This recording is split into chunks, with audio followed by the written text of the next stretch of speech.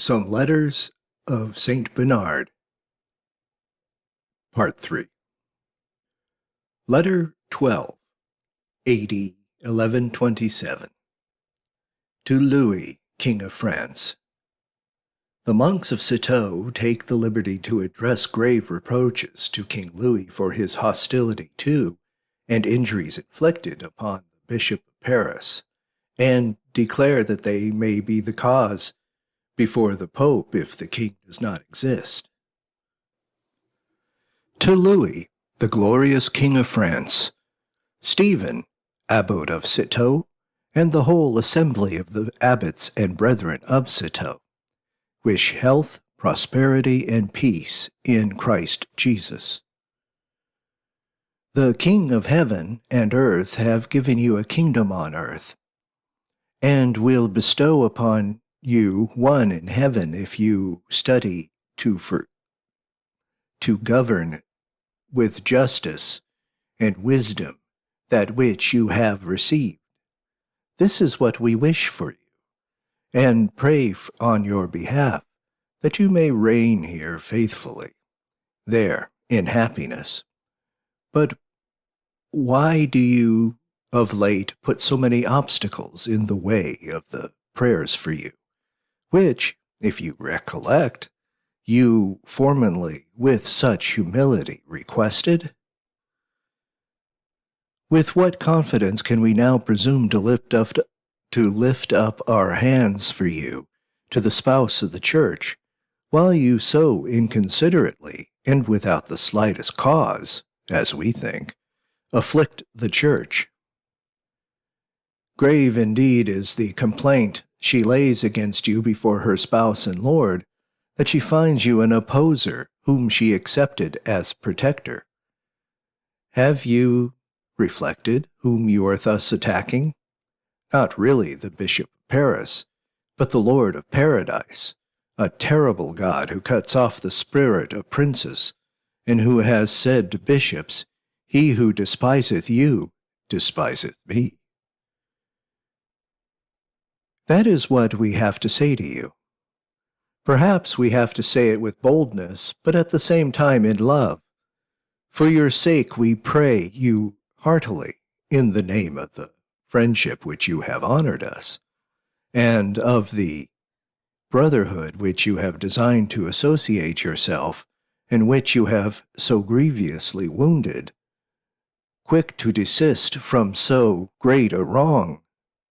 Otherwise, if you do not deign to listen to us, nor take any account of our whom you call brethren are your friends, and who pray daily for you and your children in health, we are forced to say that you, humble as you are, there is nothing which we are not prepared to do within the limits of our weakness for the Church of God, for her minister, the venerable Bishop of Paris, our father and our friend. He implores the help of poor religious against you, and begs us by the right of brotherhood to write in favor of the Lord Pope. But we judge that we ought to first commence by this letter to your royal excellence, especially as the same bishop pledges himself by the hand of all our congregation to give every satisfaction, provided that his goods, which have been unjustly taken away from him, to be restored, which it seems to us justice itself requires.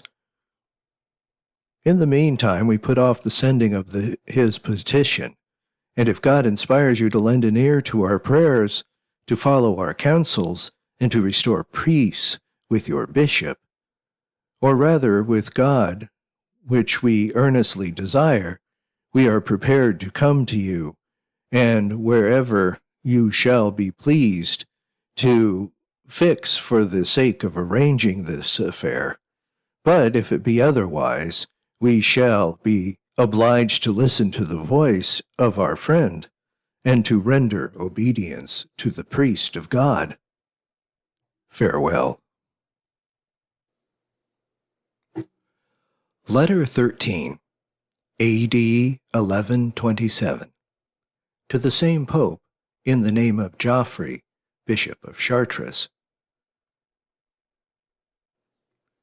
He explains to the pontiff the cause why the Bishop of Paris was unjustly oppressed by King Louis. The interdict of the bishops of France had put pressure upon him, and he had promised to make restitution. When the absolution of Honorius rendered him contumacious and prevented his fulfilling his promise, it's superfluous to recall to you, very holy Father, the cause and order of a very afflicting history, and to linger over what you have already heard from the pious Bishop of Paris, and which must have profoundly affected your paternal heart. Yet my testimony also ought not to be wanting to my brother and co-bishop what I have seen and heard respecting this matter, and I have undertaken to make you acquainted in a few words. When the before-mentioned bishop had brought forward his complaint, which he did with great moderation, in our provincial assembly, where had gathered our venerable metropolitan, the Archbishop of Sens, all the bishops of the province, and certain religious whom we had summoned, we determined to represent to the king, with all becoming humility, his unjust proceeding, and to beg that he would restore to the bishop unjustly maltreated that he had been taken from him. But we obtained no satisfaction from him, understanding at length that in order to defend the church we have decided to have recourse to the weapons of our church. He was afraid and promised restitution demanded, but almost in the same hour arrived your letter ordering that the interdict over the royal domains should be raised, thus, unfortunately, strengthening the king in his evil doings, so that he did not perform at all that he had promised. Nevertheless, as he had given a fresh promise that he would do what we required, we presented ourselves on the day appointed. We labored for peace, and it did not come, but instead of it worse confusion. Thus the effect of your letter has been that the gods unjustly seized are more unjustly retained, and those which remain are seized day by day, so much more securely, as he is assured of entire impunity and retaining them. The just, as we consider, interdict of the bishop has been raised by your order, and as the fear of displeasing you has made us suspend that which we propose to send forth by our own authority, but by which we hope to obtain peace, we were made in the meantime the derision of our neighbors.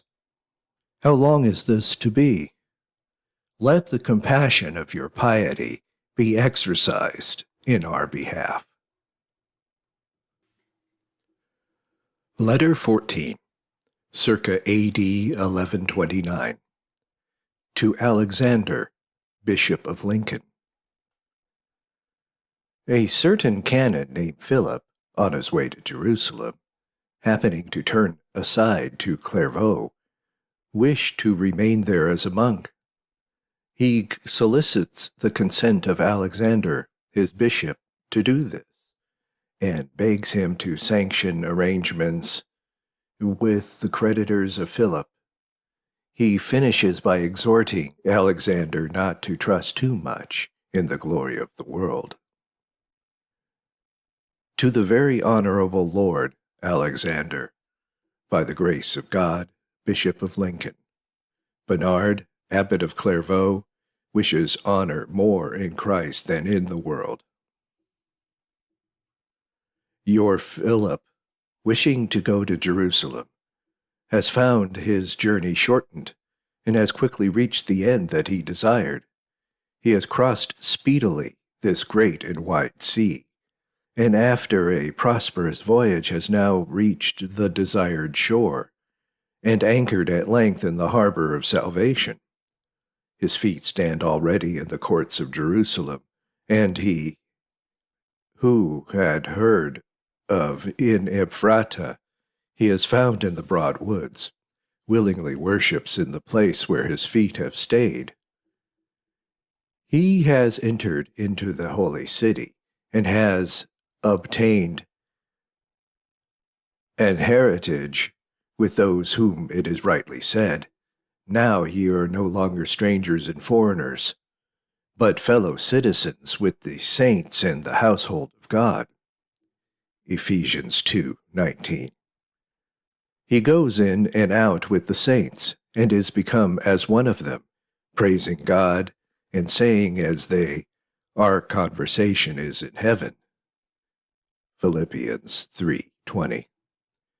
He has become, therefore, not a curious spectator only, but a devoted inhabitant and enrolled citizen of Jerusalem, but not the Jerusalem of this world, which is joined Mount Sinai in Arabia, which is in bondage with her children, but of who is above, who is free, and the mother of us all. Galatians 4:25-26. And this, if you are willing to perceive it, is Clairvaux. This is Jerusalem, and is associated by a certain intuition in the spirit, by the entire devotion of the heart, and by conforming to daily life with her which is in heaven. This shall be, as he promises himself, his rest forever. He has chosen her for his habitation, because with her is, although not yet the realization, at least the expectation of true peace, of which it is said, "The peace of God which passes all understanding." Philippians 4:17. But this is true happiness. Although he has received it from above, he desires to embrace it with your good permission, or rather he trusts that he has done this according to your wish, knowing that you are not ignorant of that sentence of the wise man, that a wise son is the glory of his father. He makes request, therefore, of your paternity, which we also make request with him and for him, to be so kind as to allow the payments which he has assigned to his creditors, from his prebend, to remain unaltered, so that he may not be found, which God forbid, a defaulter and breaker of his covenant, so that the offering of a contrite heart, which he makes daily, may not be rejected by God, inasmuch as any brother has a claim against him. And lastly, he entreats that the house which he has built for his mother upon church land, with the ground which he has assigned there, may be preserved to his mother during her life. Thus much with regard to Philip. I have thought well to add these few words for yourself, for my accord, or rather at the inspiration of God, to venture to exhort you in all charity, not to look to the glory of the world which passeth away, and to those that which abides eternally, not to love your riches more than yourself, nor for yourself, lest you lose yourself in them also. Do not, while present prosperity smiles upon you, forget its certain end, lest adversity without end succeed it. Let not the joy of this present life hide from you from the sorrow which it brings about, and brings about it while it hides. Do not think death far off, so that it comes upon you unprepared, and while in expectation of a long life, leaves you ill-prepared, as is written, when they say peace and safety, then sudden destruction cometh upon them as travail upon a woman with child, and they shall not escape. 1 Thessalonians chapter 5, verse 3. Farewell. Letter 15, circa A.D. 1129. To Alvisus, Abbott of Anchin. He praises the fatherly gentleness of Alvisus towards Godwin. He excuses himself and asks pardon for having admitted him.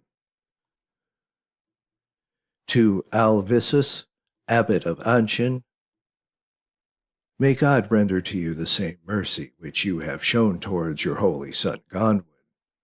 I know that at the news of his death you showed yourself unmindful of old complaints, and remembering only your friendship for him, behaved with kindness, not resentment, and putting aside the character of judge, allowed yourself a father in circumstances that it required. Therefore you strove to render him all the duties of charity and piety which a father ought to render to a son.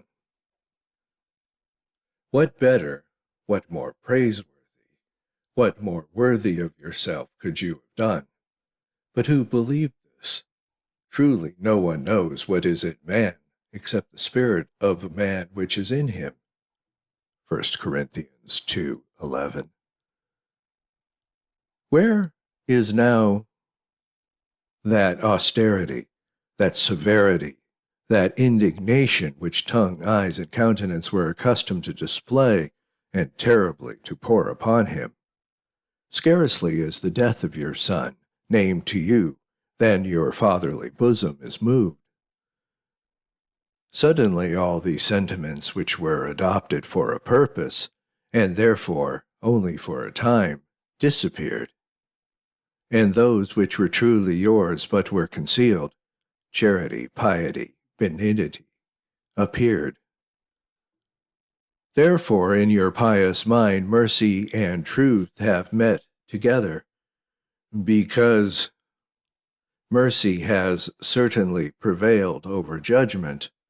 Righteousness and peace have kissed each other.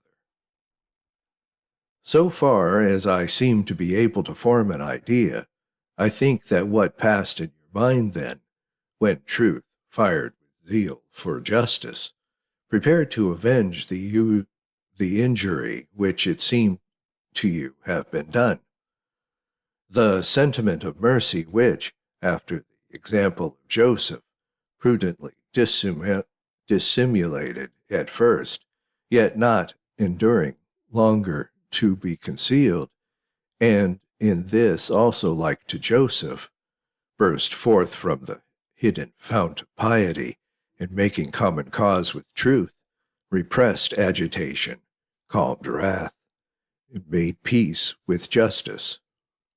Then from the pure and peaceful fountain of your heart poured forth like limpid streams such thoughts as these: what need have I to be angry?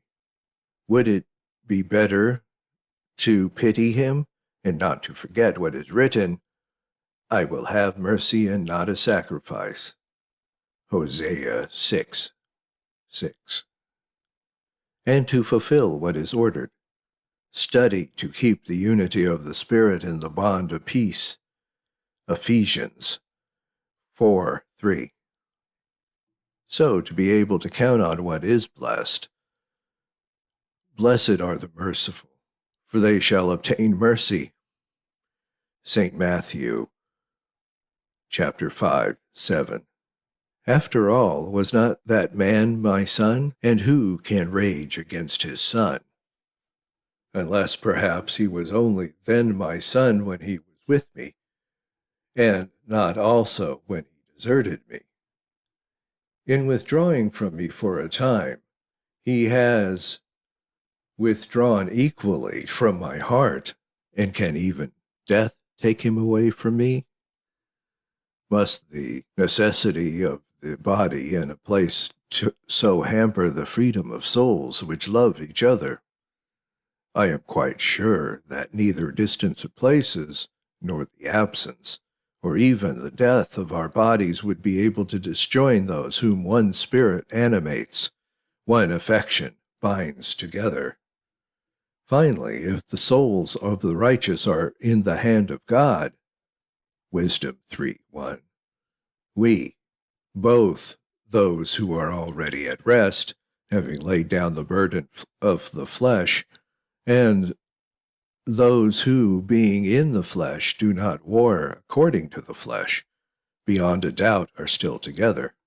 Mine he was when living, mine he will be dead, and I shall recognize him as mine in the common fatherland. And if there is any who able to tear him from the hands of God, then may be able to separate him from mine also. Thus your affection, Father, has enabled you to make excuses for your son. But what has it said of me, and what satisfaction from me will be worthy of you, which you could impose on the great injury inflicted upon you, because when your son left, he was received by me? What can I say? If I should please that I have not received him, were I able to say so without sin, it would be a falsehood. If I should plead I received him, indeed, but with good reason, I should seem to wish to excuse myself. The safer way will be to answer, I did wrong. But how far did I do wrong? I do not say it by way of defense, but by whom he would not be received. So, I say, would repel that good man from his door when he knocked, or expel him when once received. And who knows if God did not wish to supply our need out of your abundance, so that he directed to us one of the many holy men who were then in great number in your house, for our consolation indeed, but none the less for a glory to you? For a wise son is the glory of his father. Proverbs 10:1. Moreover, I did not make any solicitation to him beforehand. I did not gain him by promises to desert you or to come to us. Quite the contrary. God is my witness. I did not consent to receive him until he begged me to do so, until he knocked at my door and entreated to have it open, until I have tried to send him back to you. But as he would not agree to that, I at length yielded to his importunity. But if it is a fault that I receive him among a stranger, alone, and received him in the way I did, it will not be unworthy of you to pardon such a fault which was committed only once, for it is not lawful for you to deny forgiveness even to those who sin against you 70 times 7. But yet I wish that you should know that I do not treat this matter lightly or negligently, and on the contrary, that I cannot pardon myself from ever having offended your reverence in any manner. I call God to witness that often I have in mind, since I was not able to do it body, thrown myself at your feet as a supplicant, and I often see myself before you making apology on my knees. Would that the Holy Spirit, who perhaps inspired me with these feelings, make you also feel with what tears and regrets of worthy pity I myself, at the moment before your knees, as if you were present.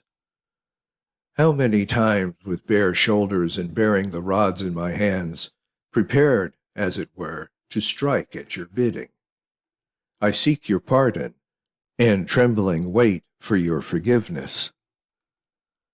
I earnestly desire, my Father, to learn from you, if it is not too painful for you to write to me, that you receive my excuses, so that if they are sufficient I may be consoled by your indulgence. But if, on the contrary, I must be more humiliated, as it is just, that I may endeavor, whatever else I can do, to give you fuller satisfaction. Farewell. Letter 16.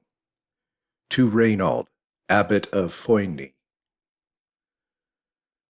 Bernard declares to him how little he loves praise, that the yoke of Christ is light, that he declines the name of the Father, and is content with that of brother.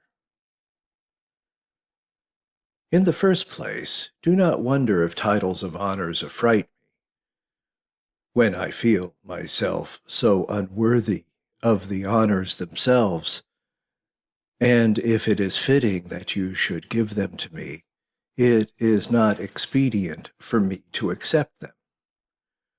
For if you think that you ought to observe that saying, in honor preferring one another, Romans 12:10, and submit yourselves one to another in fear of God, Ephesians 5:21, yet the term one another, to one to another, are not used at random, and concern me as well as you. Again, if you think that the declaration of the rule to be observed, let the younger honor their elders, I remember that the truth had ruled, the last shall be first, and the first last. St. Matthew 20:16. And he that is the greater among you, let him be as the younger. St. Luke 22:6. And the greater thou art, the more humble thyself. Ecclesiastes 3:18. And not because we have dominion over your faith, but the helper of your joy. 2 Corinthians 1:24. And have they made thee the master? Be then among them as one of Ecclesiastes 32:1.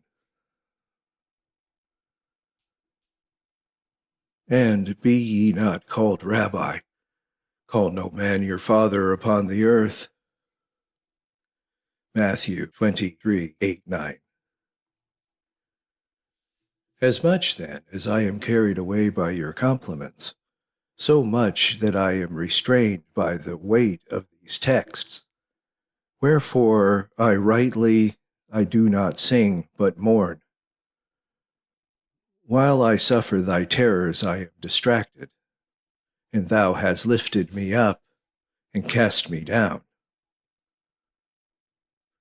But I should, perhaps, represent more truly than what I feel if I say, he who exalts me really humiliates me, and he who humiliates me exalts. You, therefore, rather depress me in heaping me with terms of honor, and exalt me by humbling.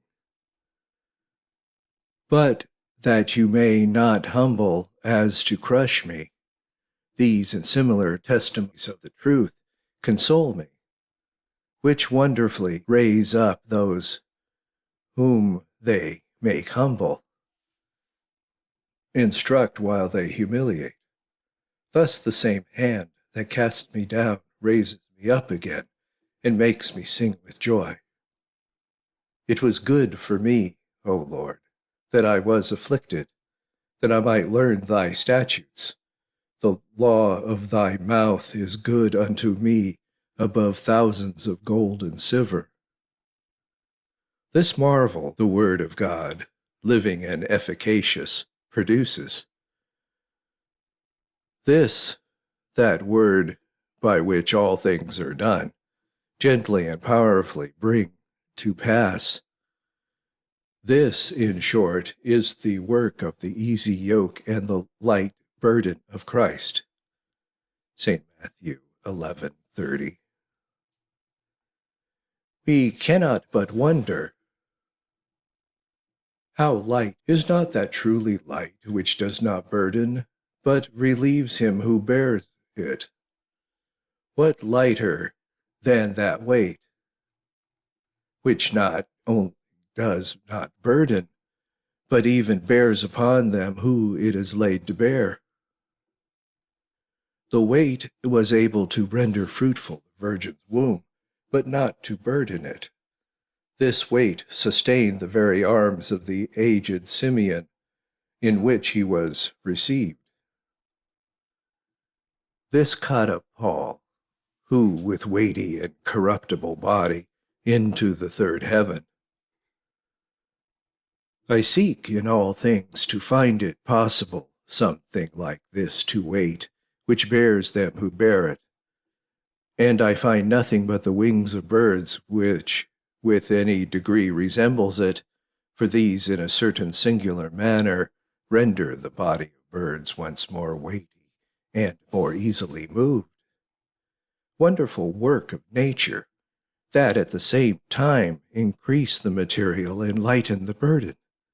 And while the mass is greater, the burden is in the same degree less. Thus plainly, in the wings is expressed the likeness of the burden of Christ, because they themselves bear by that which they are borne. What shall I say of a chariot? This too increases the load of the horse by which it is drawn, but at the same time renders capable being drawn a load which without it could not be moved. Load is added to load, yet the whole is lighter. See how the chariot of the gospel comes to the weighty load of the law, and helps to carry it on to perfection, while decreasing the difficulty. His word, it is said, runneth very swiftly. His word, which before known only in Judea, not only able, because of its weightness, to extend beyond, which burdened and weighted down the hands of Moses himself, when lightened by grace and placed upon the wheels of the gospel, ran swiftly over the whole earth, and reached in its rapid flight the confines of the world. Do you, therefore, my dear friend, cease from overwhelming me rather than raising undeserved honors. Otherwise you range yourself, though with a friendly intention, in the company of enemies. These are they whom I am in the habit of thus complaining to God alone in my prayers. Those who praised me were sworn against me. To this, my complaint, I hear God soon replying and bearing witness to the truth of my words. Truly, they which bless thee lead thee into error. Then I reply, let them be soon brought to shame, who say unto me, there, there. But I ought to explain in what manner I understand these words, that it may not be thought to launch maledictions or imprecations against any of my adversaries. I pray, then, that whosoever think of me above that which they see in me, or hear respecting me may be turned back, that is, return from the excessive praises which they have given me without knowing me. In what way? Then they shall know better whom they praise without measure, and consequently shall blush for their error, and for the ill service that have rendered to their friend. And in this way it is that I say, turn back and blush to both kinds of my enemies, and those who wish me evil and commend me in order to flatter, and those whose innocently and even kindly, but yet to my injury, praise me to excess. I would wish to appear to them so vile and abject that they would be ashamed to have praised such a person, and should cease to bestow praises so indiscreetly. Therefore, the panegyrists of each kind I am accustomed to strengthen myself with those two verses, against the hostile with the former. Let them be turned back and soon brought to shame, who wish me evil, but against the well-meaning. Let them be turned backward and made to blush who say over me, there, there. But as, to return to you, I ought, according to the example of the apostle, to rejoice with you only, and that to have dominion over your piety, and according to the word of God have one Father who is in heaven, and we are all brethren. I find myself obliged to repel me from the shield of truth and lofty name of the Lord the Father, in which you have intended, I know well, to honor me, not to burden, and in place of these I think it fitter that you should name me brother and fellow servant, because we have the same heritage, and because we are in the same condition, lest perchance, if I should usurp myself a title which belongs to God, I shall hear from him. If I be a father, where is my honor? And I be a lord, where is my fear? Malachi 1:6. It is very true, however, that I do not wish to attribute to myself over you the authority of the Father. I have all the feelings of one. Nor is the love with I embrace you less, I think, than that of a father or a son. Sufficient, then, on the subject of the titles which you give me.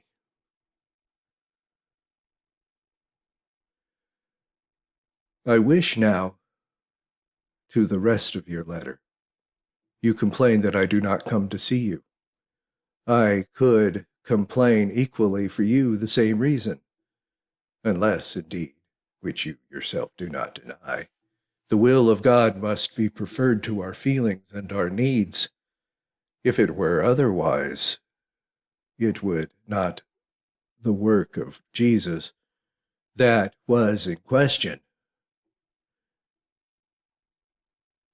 Should I suffer to be so far away from, would I suffer to be so far away from me a companion so dear and necessary to me, so obedient in labor, so persevering in studies, so useful in conference, so prompt in recollection?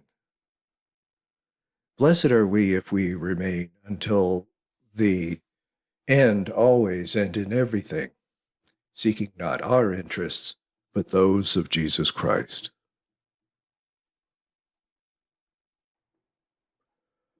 Letter 17, to the same. He instructs Reynold, who is too anxious and distrustful respecting the duty of superior which had been conferred upon them, and warns him that he must bestow help and solace upon his brethren rather than require it from them, To his very dear son, Reynold, Abbott of Foyne, Bernard, that God may give him the spirit of strength. You complain, my dear son, of your many tribulations, and by your pious complaints you excite me also to complain, for I am not able to feel that you are sorrowing without shares. You sorrow. So I can be otherwise than troubled and anxious when I hear of your troubles and anxieties. But since I foresaw these very difficulties which you say have happened to you, and predict them to you, if you remember, it seems to me that you ought to be better prepared to endure them, and to spare me vexation when you can. For I am not sufficiently tried, and more than sufficiently to lose you, not to see you, nor to enjoy your society, which was so pleasant to me. So I have almost regretted that I should have sent you away from me. And although charity obliged me to send you, yet not being able to see you where you have been sent, I mourn you as if lost to me. When, then, besides this, you who ought to be the staff of my support, belabor me as it were with the rod of your faint-heartedness, you heap sorrow upon sorrow, and torment upon torment, and if it is a mark of your filial affection towards me that you do not hide any of your difficulties from me, yet it is hard to add fresh trouble to one already burdened. Why is it needful to occupy with fresh anxieties one already more than anxious enough, and to torture with sharper pains the bosom of a father, already wounded by the absence of a son? I have shared with you my weight of cares as a son, as an intimate friend, as a trusty assistant, but how do you help to bear your father's burden, if instead of relieving me, you burden me still more? You, indeed, are loaded, but I am not lightened by my load. For this burden is that of sick and weak souls. Those who are in health do not need to be carried, and are not therefore a burden. Whomsoever, if your brethren, you shall find a sad, mean-spirited, disconnected, remember well that it is of these, and for their sakes, you are father and abbot. In consoling, in exhorting, in reproving, you do your duty, you bear your burden, and those whom you bear in order to cure, you will cure by bearing. But if any one of them is in such spiritual health that he rather helps you than is helped by you, recognize that to him that you are not father and abbot, but equal and friend. Do not complain if you find more trials and consolations from those among whom you are. You were sent to sustain and console others, because you are spiritually stronger and better to bear than they, and because with the grace of God you are able to aid and sustain all without needing yourself to be aided and sustained by any. Finally, if the burden is great, so also is the reward. But, on the other hand, the more assistance you receive, the more your own reward is diminished. Choose, therefore, if you prefer those who are for you a burden, your merit will be the greater. But if, on the contrary, you prefer those who console you, You have no merit at all. The former are the source whence it rises to you. The second is the abyss in which is swallowed up. For it is not doubtful that those who partake in the labor will also sharers in the reward. Knowing then that you were sent to help, not to be helped, bear in mind that you are the vicar of him who came not to be ministered unto, but to minister. I could have wished to write a greater length in order to comfort you, but that it was not necessary. For what need is there of filling a dead leaf with superfluous words while the living voice is speaking? I think when you have seen our prior, these words will soon be sufficient to you, and your spirit will revive at his presence, so that you will not require the consolation of written words in the delight and help which his discourse will give you. Do not doubt that I have communicated to him, as far as possible, my inmost mind, which you beg in your letters might be sent to you. For you know well that he and I are of one mind and one will. Letter 18th, to the same. He has desired Reynold to refrain from querulous complaints. Now he directs Reynold to keep him informed of all his affairs. I had hoped, my dear friend, to find a remedy for my care about you, if I were not informed by you of your little vexations. And I remember that I said to you, among other things, in my last letter, if it is a mark of your filial affection towards me that you do not hide any of your difficulties from me, yet it is hard to add trouble to one already burdened. But the remedy which I thought would lighten my cares had increased them, and I feel more burdened than before. For then I indeed felt vexation and fear, but only on account of the troubles named by you. But now I fear that some evil, I know not what, is happening to you, like your favorite Ovid. When have I not made perils which I feared greater than they really were? I fear all things, I am uncertain of all things, and feel often real sorrow for imaginary evils. The mind which affection dominates is hardly master of itself.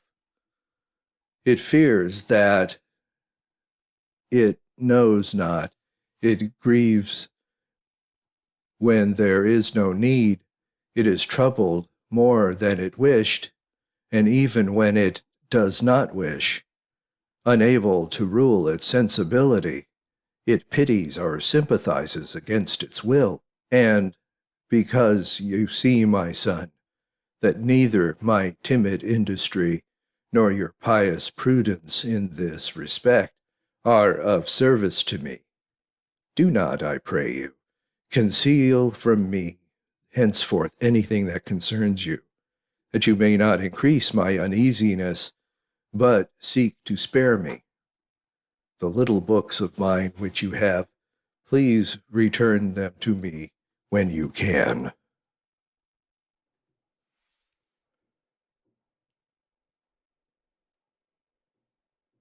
Letter 19, A.D. 1127. To Suger, Abbot of Saint-Denis. He praises Suger, who had unexpectedly renounced the pride and luxury of the world to give himself to the modest habits of the religious life.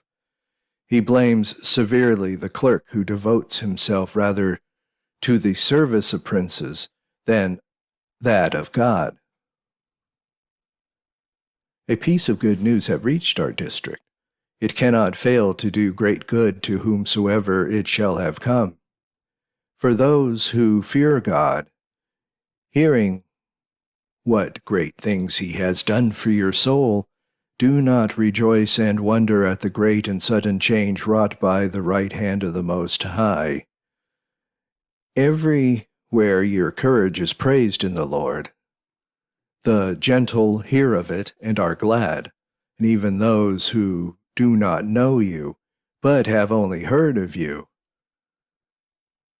what you were and what you are now, wonder and glorify God in you.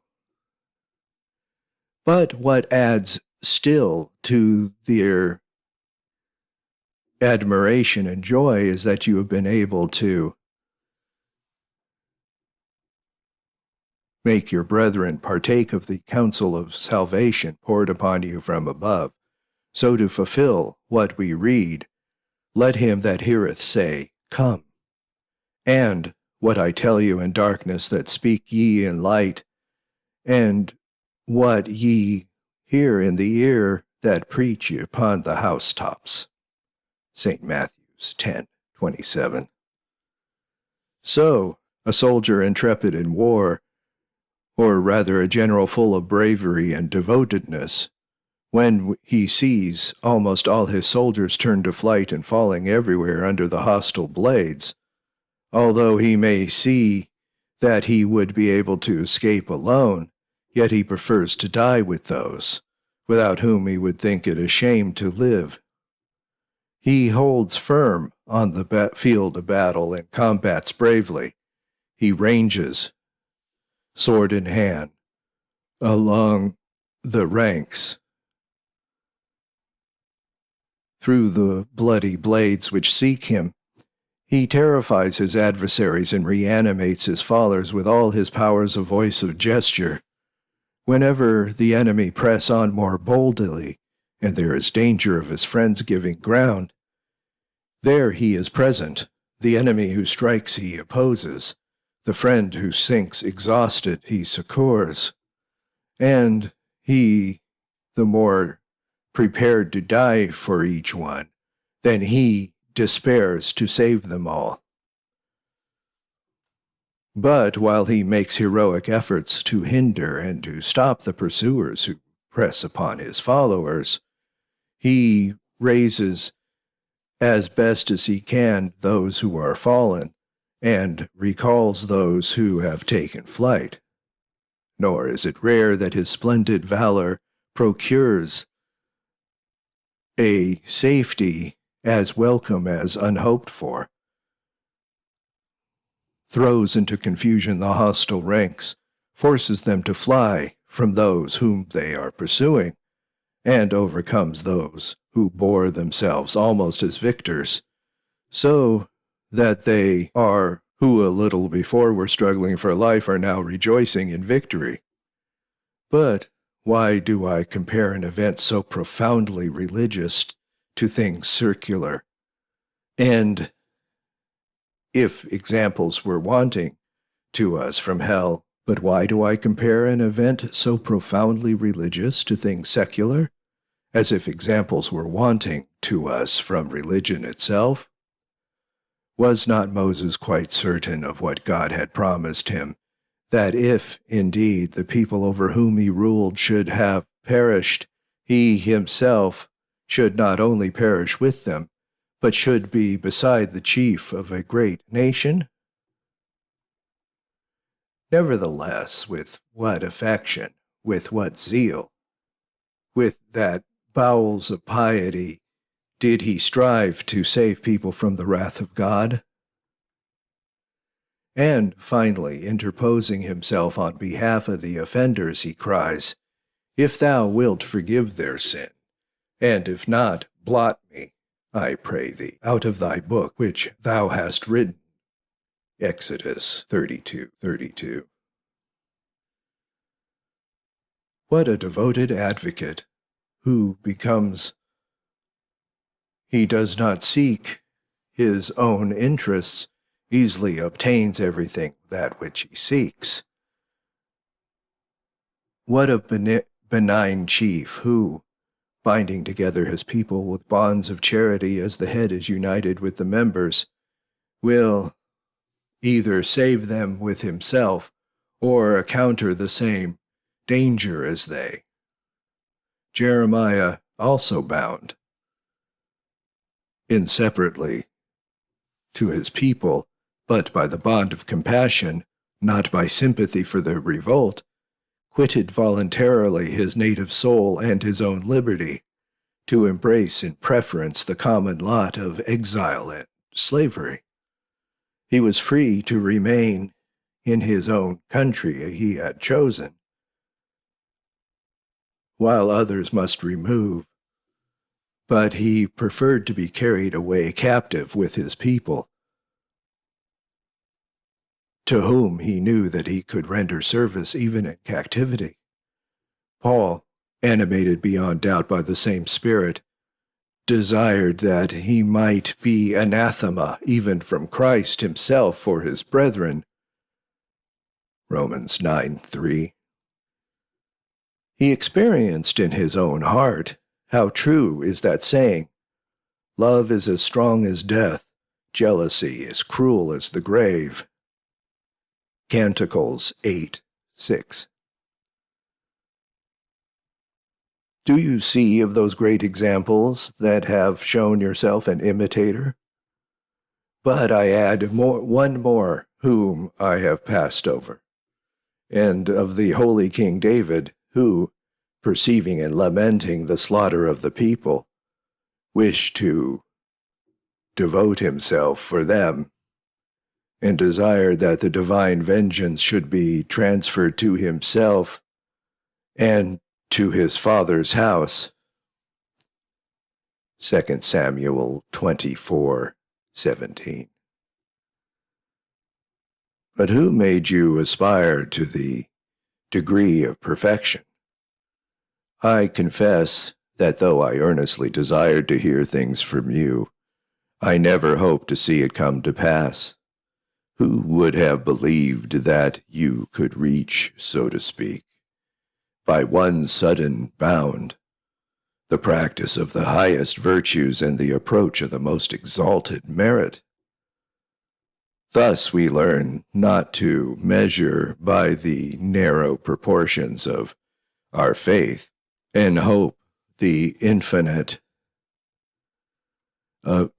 pity of God, which does what it will and works upon whom it will, lightening the burden which it posed on us, and hastening the work of our salvation. What then? The zeal of good people blamed your errors at least, if not those of your brethren. It was against your excesses more than theirs that they were moved with indignation, and if your brothers in religion groaned in secret, it was less against your entire community than against you. It was only against you that they brought their accusation. You corrected your faults, and their criticisms had no longer an object. Your conversion at once stilled the tumult of accusation. The one and only thing which we were scandalized was the luxury, the pride, the pomp, which followed you everywhere. At length you laid down your pride, put off your splendid dress, and the universal indignation ceased at once. Thus you had at the same time satisfied those who complained to you, and even merited our praises. But what in human doings is deserving of praise? If not this, not considered most worthy of admiration and approval? It is true that a change so sudden and so complete is not the work of man, but of God. If in heaven the conversion of one sinner rouses great joy, what gladness will the conversion of an entire community cause, and of such a community of yours? That spot, so noble by its antiquity and the royal favor, was made to serve the convenience of worldly business, and to be a meeting place for the royal troops. They used to render to Caesar the things which were Caesar's promptly and fully, but not with equal fidelity did they render the things of God to God. I speak what I have heard, not what I have seen. In the very cloister itself of your monastery was frequently, they say, crowded with soldiers, occupied with the transaction of business, resounding with noise and quarrels, and some even accessible to women. How in the midst of all that could place be found for thoughts of heaven, for the service of God, for the interests of the spiritual life? But now there is leisure for God's service, for practicing restraint and obedience, for attention to sacred reading. Consider the silence and constant quiet from all stir of secular things disposed the soul to meditation on things above, and the laborious exercise of the religious life and the rigor of abstinence are lightened by the sweetness of psalms and hymns. Penitence for the past renders lighter the austerity of the new manner of life. He who in the present gathers the fruits of a good conscience feels in himself a desire for future good works, which shall not be frustrated, and a well-founded hope. The fear of the judgment to give way to the pious exercise of brotherly charity, for love casteth out fear. 1 John 4:18. The variety of holy services drives away weariness and sourness of temper. And I repeat these things to the praise and glory of God, who is the author of all, yet not without praise to yourself as being his co-worker in all things. He was able, indeed, to do them without you, but he has preferred to have you for the sharer of his works, that he might have you for the sharer of his glory also. The Savior once reproached certain persons because they made the house of prayer a den of thieves. St. Matthew 21:13. He will doubtless then have in condemnation a man who has accomplished the task of freeing his holy place from the dogs, of rescuing his pearl from the swine, by those whose ardor and zeal the workshop of Vulcan is restored to holy studies, or rather,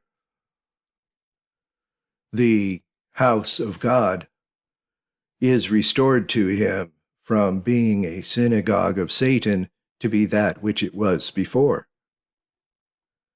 If I recall the embrace of past evils, it is not in order to cast confusion or reproach on anyone, but from the comparison with the old state of things made the beauty of the new appear more sharply and strikingly, because there is nothing which makes the present good shine forth more clearly than a comparison with the evils which preceded it, as we recognize similar things from similar, so things which are unlike either please or displease more when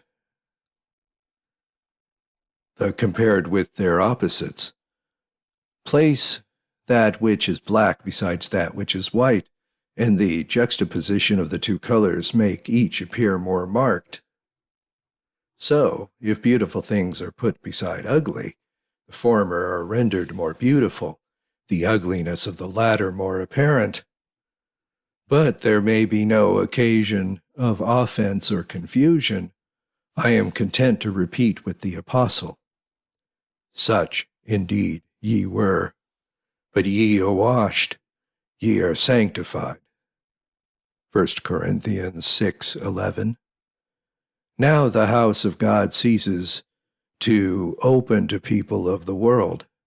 There is no access to sacred precincts for the curious, no gossip about trifling things with the idle. The chatter of boys and girls are no longer heard. The holy place is open and accessible only to the children of Christ, of whom it is said, Behold, I and the children whom the Lord hath given me.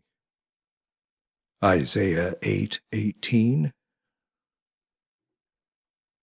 It is reserved the praises of God in the performance of sacred vows with due care and reverence. How gladly do the martyrs, of whom so great a number and noble that place,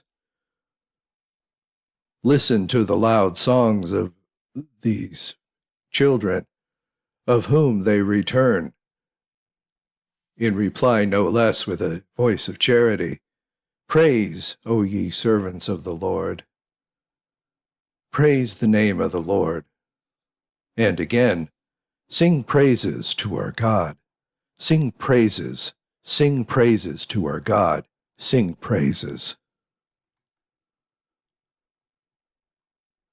When your breasts are beaten with penitent hands, and your pavements worn with your knees, your altars heaped with vows and devout prayers, your cheeks furrowed with tears, when groans and sighs resound on all sides, and the sacred roofs echo with spiritual songs instead of worldly pleadings, there is nothing which the citizens of heaven more love to look upon, nothing more agreeable to the eyes of the heavenly King. This is not what is said, the sacrifice of praise shall honor me. Psalms 1:23. Oh, if anyone had his eyes open, as were those of the prophet's servant at his prayer, he would doubtless see. 2 Kings 6:17. The princes go before, joined with the minstrels in the midst of the players on timbrels. We should see, I say, that what care and ardor they assist at the chants and at the prayers, how they unite themselves with those who meditate, and they watch over those who repose. They preside over those who order and care for all. The powers of heaven fully recognize their fellow citizens. They earnestly rejoice, comfort, instruct, protect, and provide for all those who take the heritage of salvation at all times. How happy I esteem myself while I still am in this world to hear these things, though I am absent and do not see them.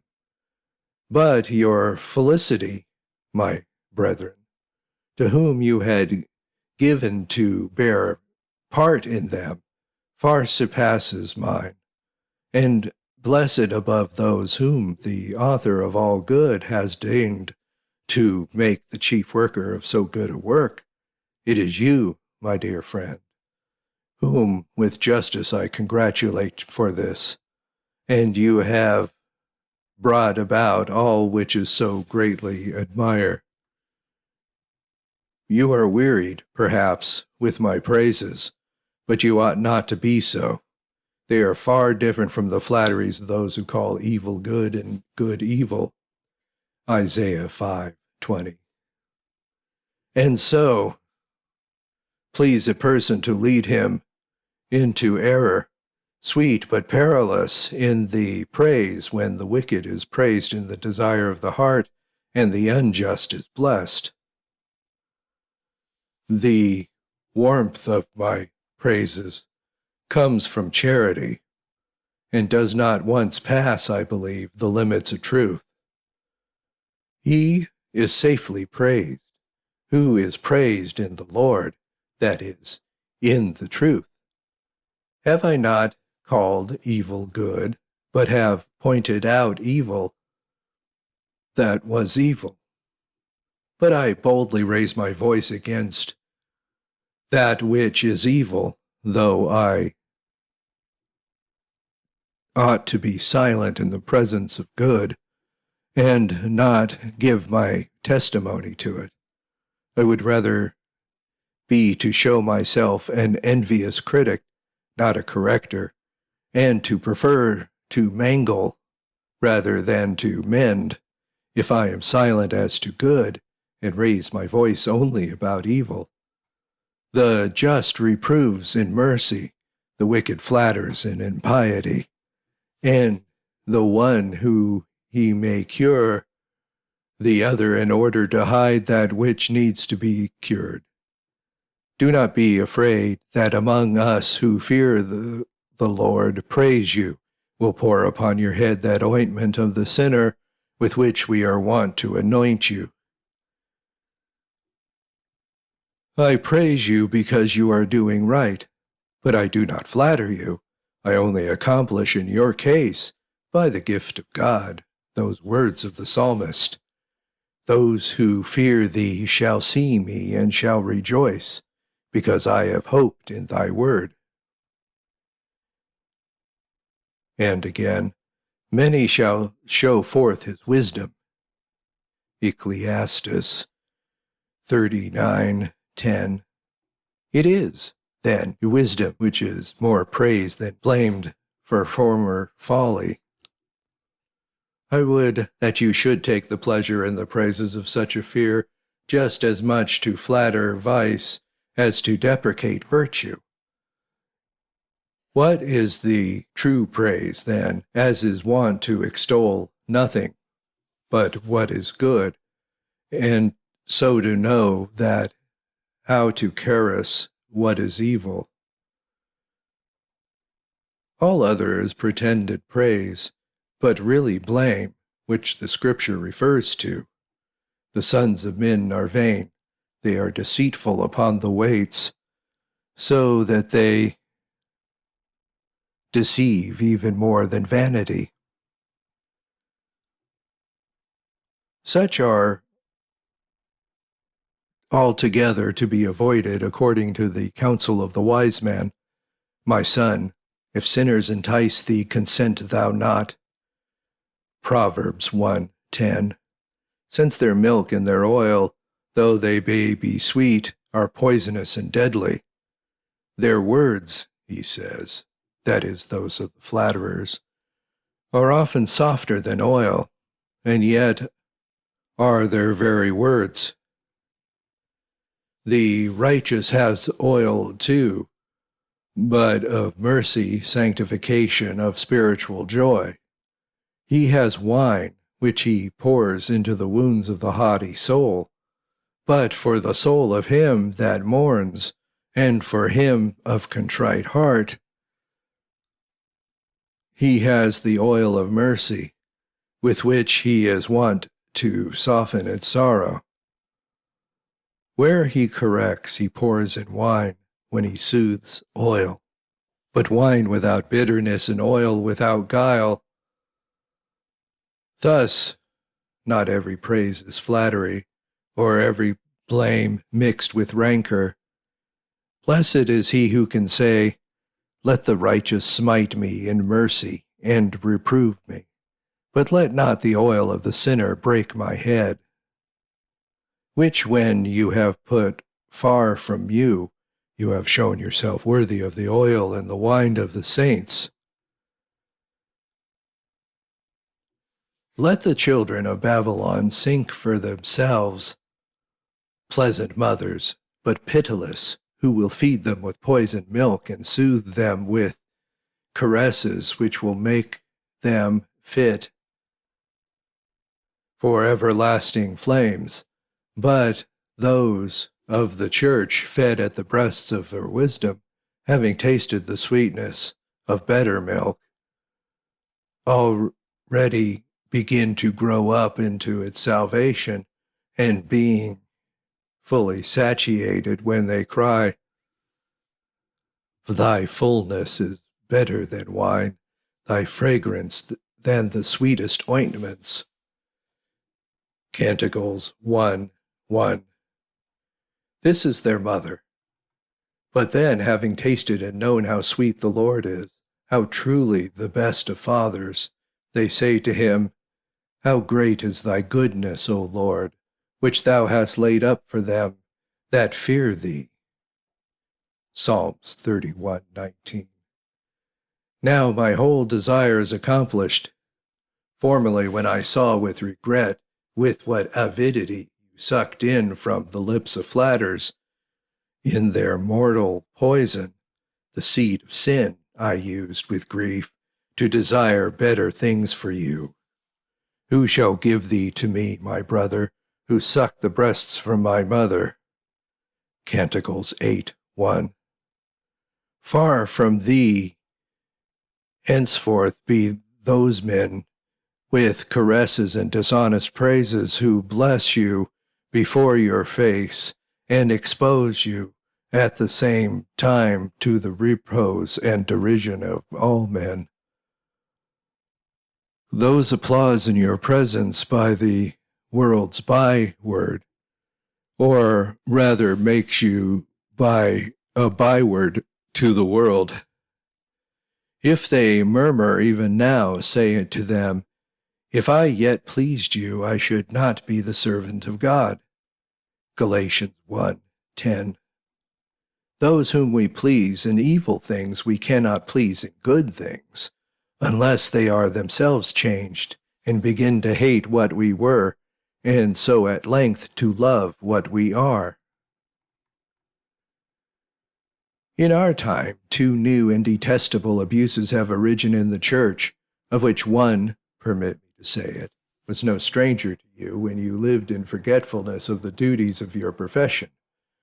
But this, thanks to God, has been amended to his glory, to your everlasting gain, to our joy and example to all. God is able to bring about that we may soon be consoled for the second of these evils, the odious novelty of which I dare not speak of in public, and yet am afraid to pass over in silence. My grief urges my tongue to speak, but fear restrains these words. Fear only lest I may be offended someone if I speak openly about what troubles me, since truth sometimes makes enemies. But for enmity of this kind, thus incurred, I hear the truth consoling me.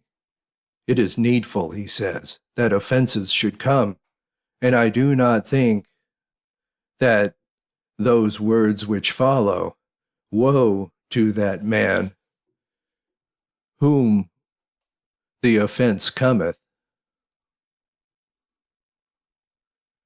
Matthew 18:7, concern me, and when vices are attacked and a scandal results thence, it is not he who makes the accusation who is to answer for the scandal, but he who renders it necessary. In short, I am neither more cautious in word nor circumspect in action than he who says, It is better that a scandal should arise than the truth be compromised. Although I know not what advantage it would be if I were to hold my tongue about that which all the world proclaims with a loud voice, nor could I alone pretend to overlook the pest whose ill odor is in all nostrils, and dare not guard my own nose from its effect. For those heart is not indignant, and those tongue who does not murmur either openly or secretly, to see a deacon equally serving God and mammon against the precept of God, heaping up ecclesiastical dignities, so that it seems that not inferior to bishops, yet so mixed up in military offices that he preferred even to dukes. What monster is this, that being a clerk, and wishing at the same time to appear a soldier, is neither. It is equally an abuse that a deacon should serve at the table of the king, and that a server of the king should minister at the altar during the holy mysteries. It is not a wonder, rather a scandal, to the same person clothed in armor march at the head of armed soldiery, and vested in alb and stole read the gospel in the midst of the church. At one time give the signal for battle with trumpet, and at another convey the orders of the bishop to the people, unless, perhaps, the man, which would be scandalous, is ashamed of the work of which St. Paul, that vessel of election, was so proud. Perhaps he ashamed to appear a clerk, and think it is more honorable to suppose a soldier, preferring the court to the church, the table of the king to the altar of Christ, and the cup of demons to the chalice of Christ. This seems more probable because he is prouder, they say, to be called by the name of that one post which he has obtained at the palace than by any one of those titles of ecclesiastical dignities which, in defiance of the canons, he has heaped upon himself, instead of delighting to be called archdeacon, dean, or provost to his various churches. He prefers to be styled Dapphir to H.M. the king. Oh, unheard of and hateful perversity! Thus the prefer the title of servant of a man that had had the servant of God, and considered the position of an official of the earth one king of higher dignity than that of a heavenly. He who prefers military warfare to the work of the ministry places the world before the church, is convenient of preferring human beings to divine, earthly to heavenly. It is then more honorable to be called the king's dapifer than dean or archdeacon. It may be to a layman, not to a cleric, to a soldier, not to a deacon. It is strange but blind ambition to delight more in the lowest things than in the highest, and that the man whose lines have fallen to him in pleasant praises should recreate himself upon a dunghill with eager desire, and count his precious lands as nothing worth. This man mingles the two orders and cunningly abuses each. Military pomps delight him, but not the risk and labors of warfare, the revenues of religion, but not its duties. Who does not see how great is the disgrace, as much to the state as to the church? For just as it is no part of clerical duty to bear arms at the pay of the king, so it is part of the royal duties to administer lay affairs by means of clerics. What king has ever put at the head of his army an unwarlike clerk instead of some brave soldier? What clerk, again, has ever thought it otherwise and unworthy of him to be bound to obey the layperson? It is a strange but blind ambition to delight more in the lowest things than in the highest, and that the man whose lines had fallen to him in pleasant places should recreate upon himself a dunghill with eager desire, and count his precious lands as nothing worth. The man mingles the two orders and cunningly abuses each. Military pomps delight him, but not the risk of labors of warfare, the revenues of religion, but not its duties. Who does not see how great is this disgrace, as much to the state as to the church? For just as it is no part of clerical duty to bear arms and to pay the king, so it is no part than the royal duties to administer lay affairs by means of clerics. What king had ever put at the head of an army an unwarlike clerk instead of some brave soldier? What clerk, again, has ever thought it otherwise than unworthy of him to be bound to obey in any person whatsoever? The very sign on which he bears upon his head is rather the mark of royalty than servitude. On the other hand, the throne finds a better support in the force of arms than in chanting of psalms. Still, in the abasement of the one contributes to the greatness of the other, as is sometimes the case. For example, the humiliation of the king raised higher the dignity of the priest, or the abasement of the clerk added something to the royal honor. As it happens, for instance, if a woman of noble rank marries a man of the people, she indeed loses in grade by him, but he gains by her.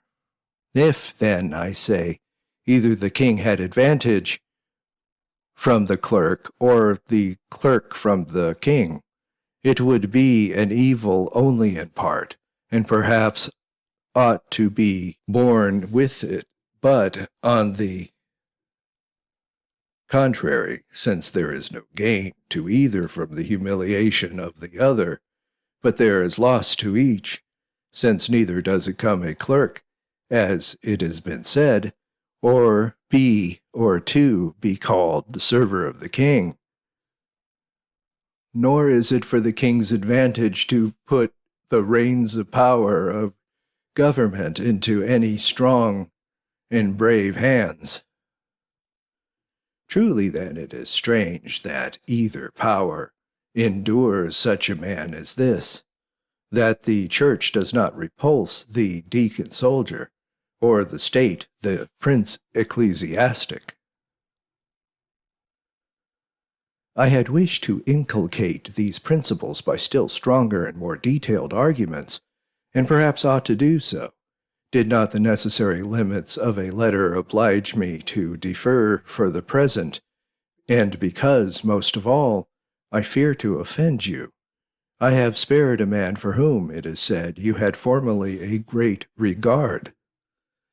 I would not that you should have a friend at the expense of the truth, but you still have a friendship for him.